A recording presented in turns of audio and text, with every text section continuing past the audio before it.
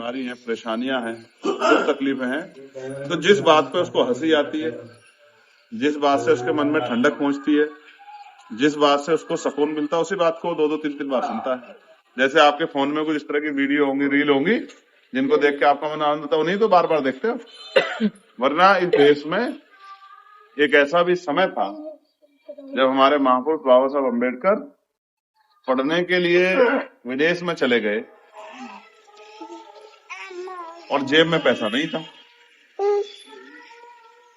यहाँ पैसे की कमी के कारण उनके 3 बच्चों की जान चली गई, इलाज नहीं करा पाए। तो जब चौथी जो बिटिया थी हिंदू, वो इधर बीमार हो गई, उधर बाबा साहब विदेश में पढ़ रहे थे, तो बाबा साहब ने पत्र लिखा माँ रमा को, और उस पत्र में उन्होंने लिखा कि रमा, जितने पैसे मेरे पास थे उनसे मैं पढ़ाई की फीस मैंने जमा कर दिया, मेरे पास इतने पैसे नहीं है कि मैं भरपेट भोजन भी कर, तो मैं कई कई दिन तो भूखा रहता हूँ, और कभी कभी जो ब्रेड पुराना हो जाता है, आप देखो दुकान से ब्रेड लाते हैं ना, तो उसका एक समय होता है, उसके बाद वो बेकार हो जाता है, तो जो ब्रेड खराब हो जाता है उस ब्रेड को मैं ले आता हूँ कम पैसे में खरीद के, तो चाय नहीं मिलती तो उसी के साथ में पानी में भेज के उसको खा लेता। इस तरह से मैं अपने जीवन को इस तरह जी रहा हूँ। अगर तेरे पास कुछ पैसे हो तो मुझे भेज दे, तो मेरे खाने की व्यवस्था हो जाएगी। जब बाबा साहब ये बात लिख रहे थे तो माँ यहाँ क्या कर रही थी, रमा यहाँ क्या कर रही थी, रमा माँ गोबर के उपले बना बना के, कचरा बिन बिन के अपने बच्चों को खाने की व्यवस्था कर रही थी, उनके लिए इलाज की व्यवस्था। तो माँ रमा ने वो सारे पैसे जो 38 रुपए करीब जोड़े थे मेहनत करके, वो बाबा साहब को मनी ऑर्डर से भेज दी, क्योंकि बाबा साहब की पढ़ाई में कमी ना आए। आज भी हमारे माँ बाप यही करते हैं कि अपने बच्चों की पढ़ाई में कमी ना आए, तो अपने लिए जूता नहीं खरीदते, चप्पल नहीं खरीदते, जर्सी स्वेटर नहीं खरीदते, और कोई सुख सुविधा चाहिए वो नहीं खरीदते, लेकिन अपने बच्चों को पढ़ाते हैं, क्योंकि हम भी आज भी महापुरुषों के रास्ते में। तो देखो, वहां से यहाँ तक का सफर जब अधिकार नहीं थे और आज अधिकार है, तो ये आसान नहीं था, बहुत कष्ट रहे हमारे महापुरुष में, तब जाके हमें अधिकार मिला। आज नौकरी रोजगार भी मिल गए हैं, सम्मान का जीवन भी मिल गया है, अच्छे घर भी हो गए, लेकिन अब मैं महसूस कर रहा हूँ पिछले 10-12 साल से पढ़ाई में कमी आई, हमारे बच्चे पढ़ कम रहे। पहले लोग पढ़ने नहीं देते थे, अब उन्होंने पढ़ाई में दिलचस्पी कम की, पता नहीं क्यों उनको ऐसा लगता है कि बिना पढ़े वो आगे बढ़ सकते। एक गलती तो ये हो रही है। दूसरी, जो लोग कामयाब हो गए, कड़वी है, पता नहीं आपको कैसे रहेगी, अब वो नौकरी रोजगार लग गए तो वो कहते हैं कि हमें लड़की वो चाहिए जो बहुत पढ़ी लिखी हो, और दहेज में मुझे सोने की अंगूठी चाहिए, मेरी माँ को भी, मेरे भाई को भी, मेरे जीजा की भी, मेरी बहन की, उनकी अंगूठियां चाहिए, और बिना गाड़ी के तो मेरा सम्मान होगा ही नहीं, तो भैया गाड़ियां मांगने लगे। तो अमीर आदमी यहाँ तो शादी कर सकता, गरीब तो नहीं कर सकता। गरीब अगर करने की कोशिश करेगा तो कर्ज लेगा, जो जमीन है उसको बेचेगा या उधार लेगा, उसको उतारते में उसके बाल भी साफ हो जाएंगे और पैर भी, चप्पल भी गिर जाएंगे। ऐसे समाज से कभी आप समाज का निर्माण नहीं करते। आज हमारे लोग 13वीं में, जन्मदिन पे और तमाम तरह के आयोजन पे कई सौ की संख्या में इकट्ठा होते हैं। जो सशक्त समाज है वो ऐसा नहीं करते, वो 2-4-10 लोग बुला के अपना कार्यक्रम कर लेते हैं। रघुवीर बाबू जी, गुरु जी शांत हो जाओ, अगर आपको कोई अच्छी बात है आप बता दो, वरना उधर चले जाओ, ठीक है। लापरवाही की कोई जगह नहीं है।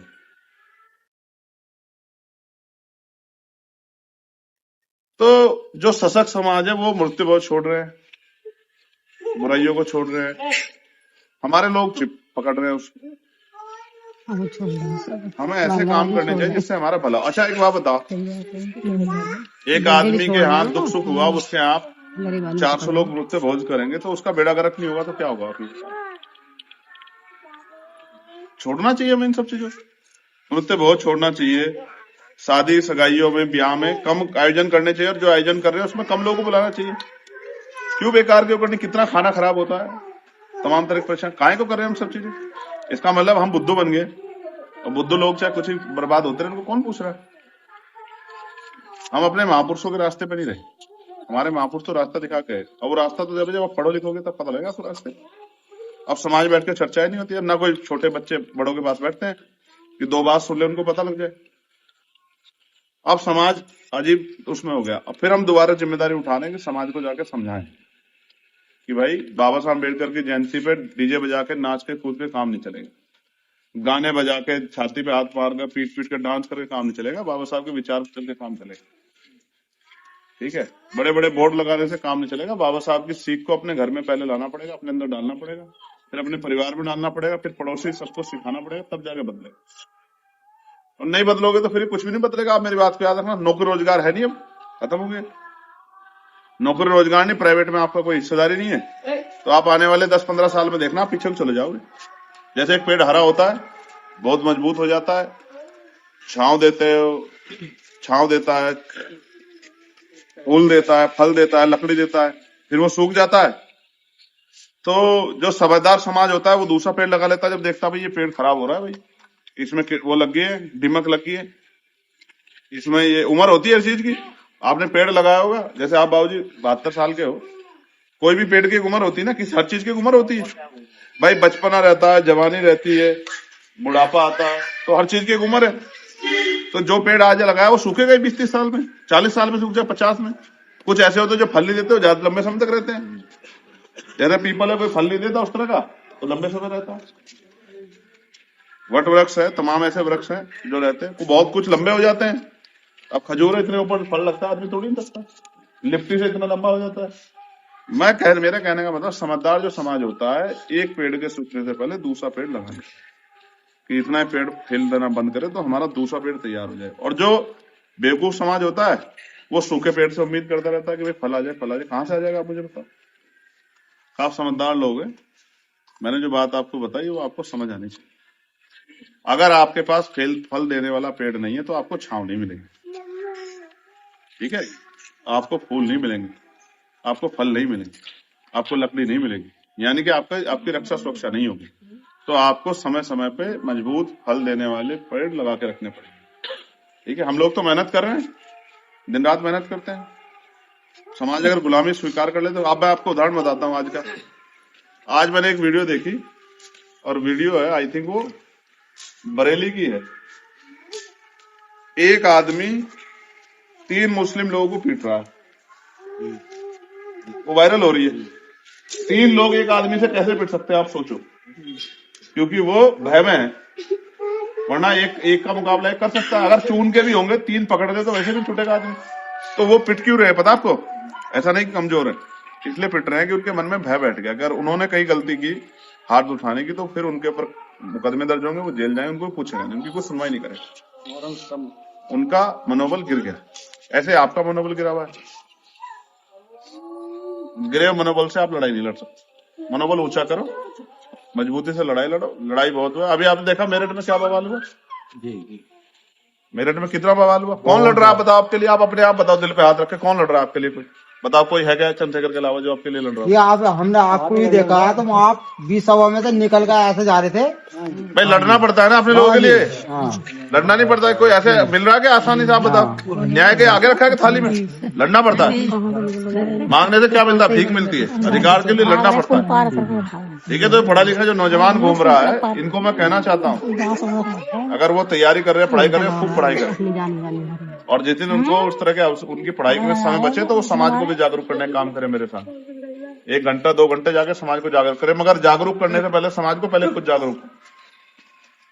अगर आपको यही नहीं पता कि इधर जाना है, समाज को लेकर इधर जाना है, फिर तो बेड़ा गर्क हो जाएगा। पहले आप खुद जागरूक हो, हालातों को जाने, पढ़ें लिखें, समझदार बने, फिर समाज को जागरूक करने के लिए निकले। अब अगर आप बिना जागरूक करे निकले तो क्या होगा? कहीं कोई गड्ढा आ गया तो आपको पता लगा अब क्या करना, पार होना है, इधर ही खड़े रहना, खराब हो जाए। तो मेरा आपसे आग्रह, पढ़ो, जो नौजवान खड़े ना, पढ़ो, अपनी किताबें पढ़ो, महापुरुषों के इतिहास पढ़ो। देखो तो कैसे क्या क्या साहब महापुरुषों ने, 4 बच्चे को मर गए, खत्म हो गए, तो भी लड़ते रहे।